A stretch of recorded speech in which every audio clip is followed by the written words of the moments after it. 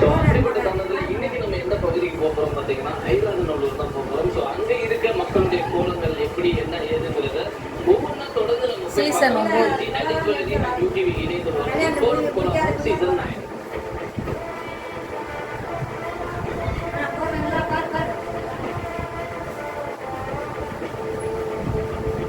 இது வேற வேற ஏரியா.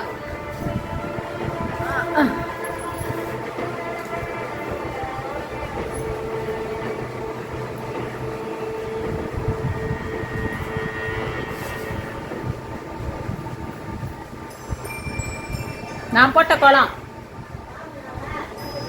நான் போட்ட கோலம், நான் போட்ட கோலம்.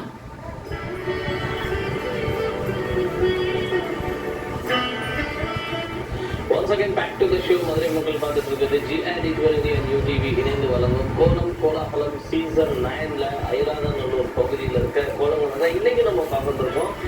ஸோ இங்கே எப்படி கோலம் போட்டிருக்காங்க அப்படிங்கிறத பார்க்கலாம். நம்ம கூட ஃபர்ஸ்ட் போட்டியாளர் வணக்கம், உங்கள் பேருமா? பிரபாவதி.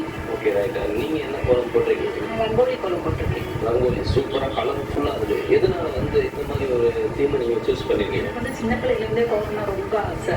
அதனால எங்கனாலும் நான் போட்டியில் போய் சேர்ந்து ப்ரைஸ் வாங்க விட மாட்டேன். இந்த ஒரு விஷயத்தை விட மாட்டேன்னா சரிம்மா. இப்போ இதுக்கு வந்து எவ்வளோ நேரம் நீங்கள் டைம் எடுத்துக்கிட்டீங்க? 1 மணி நேரம் ஆச்சு. 1 மணி நேரம் ஹெல்ப் பண்ணாங்களா? இல்லை, நான் மட்டும்தான். கலர் சூஸிங்க நான் தான். எத்தனை வருஷமாக போட்டுருக்கீங்க? 16 வயசுலேருந்தே போட ஆரம்பித்தேன். வீட்டில் நான் போட்டுக்கிட்டு இருக்கேன். 16 வயசு, 11 ஆண்டுகள் இருக்கீங்க. ஸோ எதுக்காக வந்து பெண்கள் வந்து காலையில் கோலம் போடுறாங்க? ஒரு வீட்டுக்கு ஒரு லட்சுமிகரமாக இருக்கிறதுக்கு அதுக்கு கோலம் போடுவாங்க. அதாவது குடிஞ்சு நிமிந்து கோலம் போட்டாங்கன்னா உடம்புக்கு ஹெல்த்தியாக இருக்கும்.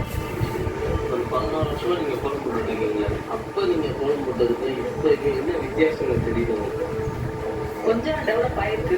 டெவலப் ஆகிருக்கு கொஞ்சம் கொஞ்சமாக ஒரு மாடலாக. ஆமாம், சின்ன சின்னதாக போட்டு பெருசாக போட்டு இப்போ வந்து ரொம்ப டெவலப் ஆகிருக்கேன்.